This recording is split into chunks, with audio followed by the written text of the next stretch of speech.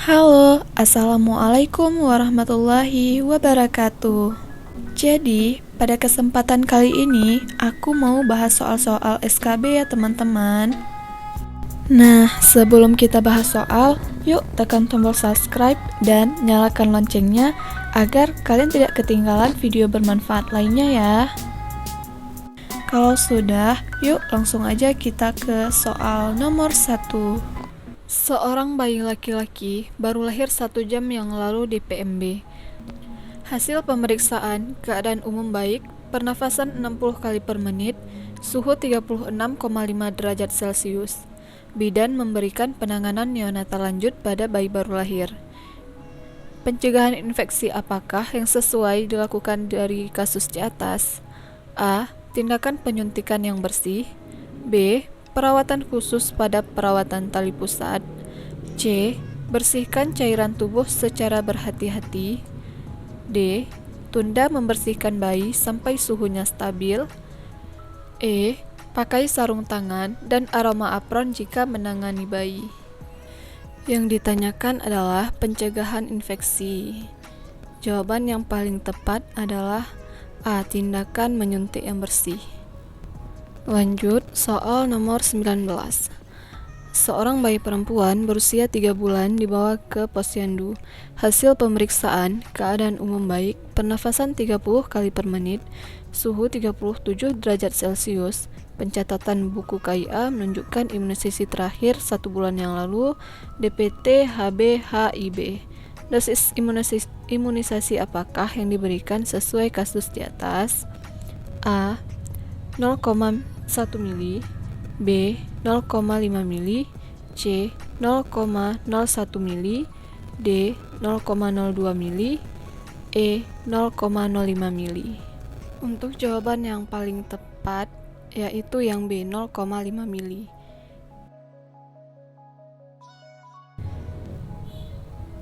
Lanjut soal nomor 20. Seorang bayi laki-laki baru lahir spontan di rumah sakit dengan keluhan tidak segera menangis. Hasil pemeriksaan tonus otot lemah dan warna kulit kebiruan. Riwayat persalinan, posterem, ketuban keruh. Langkah awal resusitasi telah dilakukan, tetapi bayi belum menangis spontan dan masih kebiruan. Tindakan lanjutan apakah yang tepat pada kasus tersebut? A. Melakukan rangsangan taktil. B. Memberikan oksigen. C. Menghisap lendir. D. Melakukan VTP. E. Merujuk ke RS. Dapat kita lihat dikatakan keluhannya tidak segera menangis, kemudian tonus ototnya lemah dan warna kulit kebiruan. Kemudian langkah resusitasi telah dilakukan, tetapi bayi belum menangis spontan dan masih kebiruan. Yang ditanyakan adalah tindakan lanjutan apakah yang tepat pada kasus di atas. Jadi, untuk pilihan jawaban yang A, melakukan rangsangan taktil itu adalah langkah awal. Memberikan oksigen itu bukan. Yang C, menghisap lendir itu juga bagian dari langkah awal. Yang D, melakukan VTP, atau yang E, merujuk ke RS. Yang E itu sudah pasti salah. Jadi jawaban yang paling tepat adalah yang D, melakukan VTP. Langkah awal dari resusitasi adalah yang pertama, menjaga bayi tetap hangat, kemudian atur posisi bayi, menghisap lendir, keringkan dan rangsang taktil, dan reposisi. Setelah melakukan tindakan langkah awal, maka jika bayi tidak menangis atau masih menggap-menggap, maka lakukan ventilasi. Jadi, jawaban yang paling tepat adalah yang D. Lanjut soal nomor 21. Seorang bayi laki-laki baru lahir 2 jam yang lalu di PMB. Hasil anamnesis, menangis terus-menerus, bayi kurang mau menyusu. Hasil pemeriksaan, nadi 120 kali per menit, pernafasan 60 kali per menit, suhu 34,5 derajat Celcius, berat badan kurang dari 2400, badan teraba dingin. Tindakan awal apakah yang paling tepat pada kasus di atas? A. Ganti pakaian dengan pakaian yang hangat. B. Anjurkan ibu untuk menyusui lebih sering. C. Lakukan perawatan metode kanguru. D. Pantau suhu tubuh setiap jam. E. Rujuk ke RS. Bisa kita lihat pada kasus dikatakan hasil anamnesis bayi menangis terus-menerus, kemudian kurang mau menyusu, dan suhu 34,5 derajat Celcius, badan teraba dingin. Yang ditanyakan adalah tindakan awal apakah yang paling tepat. Jadi langkahnya kita eliminasi dulu untuk pilihan jawabannya. Yang A, ganti pakaian dengan pakaian yang hangat. Ini bisa jadi. Kita keep. Yang B, anjurkan ibu untuk menyusui lebih sering. Menyusui lebih sering ini kurang tepat karena tindakan awal yang ditanyakan. Kemudian yang B sudah kita eliminasi. Lanjut yang C, lakukan perawatan metode kanguru. Ini bisa jadi.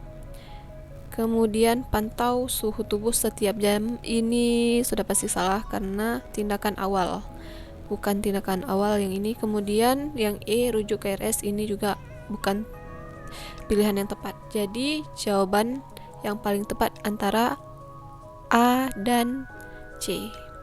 Kira-kira mana ya teman-teman? Oke, jawaban yang paling tepat adalah yang C, lakukan perawatan metode kanguru. Lanjut soal nomor 22. Seorang bidan desa melakukan kunjungan rumah pada Ibu Nifas hari ketiga. Ibu mengeluh bayinya kekuningan. Hasil anamnesis, bayi malas menyusu, kencing sedikit dan berwarna kuning. Hasil pemeriksaan, nadi 110 kali per menit, pernafasan 48 kali per menit, suhu 37 derajat Celcius, berat badan 3.200 gram, panjang badan 48 cm, konjungtiva merah muda, sklera ikterik, muka dan badan bayi kekuningan, kadar bilirubin 9 mg/sen. Asuhan apakah yang paling tepat pada kasus tersebut? A. Anjurkan ibu untuk memberikan ASI sesering mungkin. B. Menjemur bayi di bawah sinar matahari pagi. C. Rujuk bayi ke RS. D. Letakkan bayi di bawah lampu. E. Berikan antibiotik. Baik, pada soal ini dikatakan Ibu Nifas hari ketiga, kemudian hasil anamnesisnya bayi malas menyusui. Maka yang ditanyakan adalah asuhan yang paling tepat adalah jawaban yang benar adalah A. Anjurkan ibu untuk memberikan ASI sesering mungkin. Lanjut soal nomor 23. Seorang bidan desa melakukan kunjungan rumah pada Ibu Nifas hari ketiga. Ibu mengeluh bayinya kekuningan. Hasil anamnesis, bayi malas menyusu, kencing sedikit dan berwarna kuning. Hasil pemeriksaan, nadi 110 kali per menit, pernafasan 48 kali per menit, suhu 37 derajat Celcius, berat badan 3.200 gram, panjang badan 48 cm, konjungtiva merah muda, sklera ikterik, muka dan badan bayi kekuningan, kadar bilirubin 9 mg/sen. Asuhan apakah yang paling tepat pada kasus tersebut? A. Kernicterus. B. Icterus fisiologis. C. Icterus patologis. D. Encelopati biliaris. E. Hiperbilirubinemia. Baik, pada soal dikatakan Ibu Nifas hari ketiga, kemudian bayinya kekuningan, hasil anamnesis, bayi malas menyusu, kencing sedikit dan berwarna kuning. Kemudian konjungtiva merah muda, sklera ikterik, muka dan badan bayi kekuningan. Yang ditanyakan adalah diagnosa apakah yang tepat pada kasus tersebut. Jawaban yang paling tepat adalah B. Icterus fisiologis. Soal nomor 24.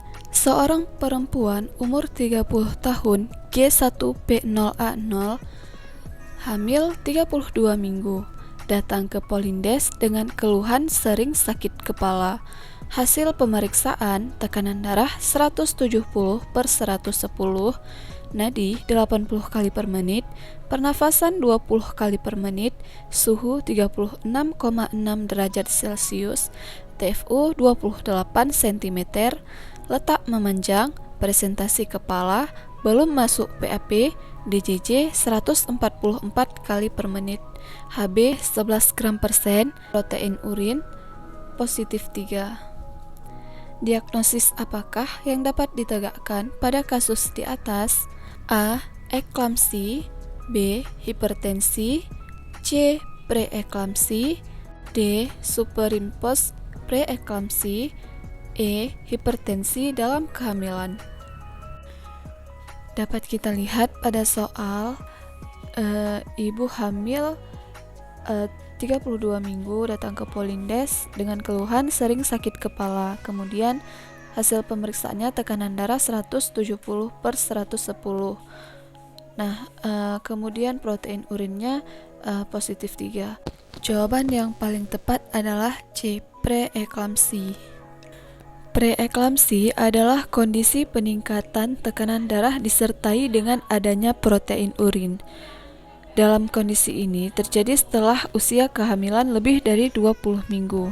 Oke, untuk soal selanjutnya kalian bisa baca dan jawab di kolom komentar ya. Insya Allah akan kita bahas di video selanjutnya. Dan jika ada jawaban yang kurang tepat, boleh kalian koreksi di kolom komentar ya. Terima kasih sudah menonton video ini. Semoga siapapun yang ikut SKB, insya Allah semoga Allah mudahkan. Semoga kalian bisa mendapatkan NIP di tahun 2022 nanti. Jangan lupa tekan tombol subscribe di bawah dan nyalakan loncengnya agar kalian tidak ketinggalan video-video bermanfaat lainnya. Terima kasih dan sampai jumpa. Assalamualaikum warahmatullahi wabarakatuh.